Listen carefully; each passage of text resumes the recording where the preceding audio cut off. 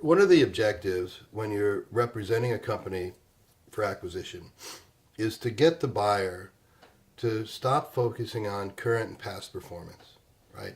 And we toss terms around like multiple on earnings and so on and so forth, and those are typically calculated off of past performance. Our objective is to drive them forward in their view of the business to get to at least a 12-month trailing perspective, with the 12th month being the close month. So what I mean by that is if it takes us 6 months to complete the negotiation, I want them paying the price that the company will be worth 6 months from now, right? Which is a calculation on earnings 6 months from now, not today. So for instance, if I get past July of this year in a particular transaction, I'll tell the buyer he's buying 2019's business, not 2018's business, right? And that's how we're going to move it forward. We have a number of techniques we use to get the buyer to see that what they're really buying is the opportunity for growth. Sort of looks like this. If you are in negotiation, so reverse the table a little bit. You're now the buyer, and you're talking to me about buying my company. And if every time you look at the numbers during due diligence, so we're in contract, you're doing your due diligence, determining a final purchase agreement price.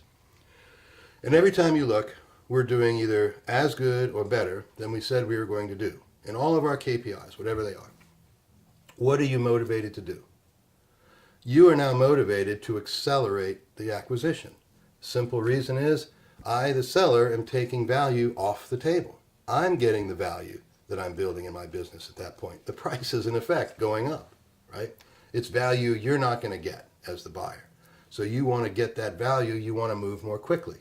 That means you're liable to negotiate, to open negotiations a little bit more easily. You're liable to be a little bit looser with your term in order to get hold of that value, because you've seen through the initial phase of due diligence that our projections are right, and that what we're saying we're going to be doing 6 months from now is probably right.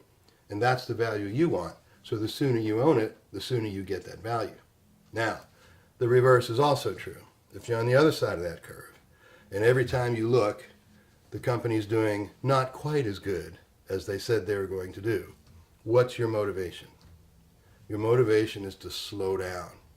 Now, the seller knows, or the seller's representative anyway, knows that we're going to have to explain what happened. When the seller misses a number or misses a KPI, we have to circle back and make a preparation for all the buyers we're talking to and explain what happened. Usually, those are relatively plausible explanations. Something transpired, right? We've forward ordered some product or something like that. We've outspent our budget, right? Just a couple of times we've spent our marketing budget ahead of time because we wanted to get a boost in the following quarter, something like that, right? Well, those are reasonable explanations, and most buyers will take them, but they'll take them with the caveat that they're going to wait to see if you continue to perform or if you slip again, right? And typically it costs something off the top line of the business. So the same rules apply, right? It's just where are you in that spectrum, which again is why you want to move through this process in a smooth and relatively seamless fashion.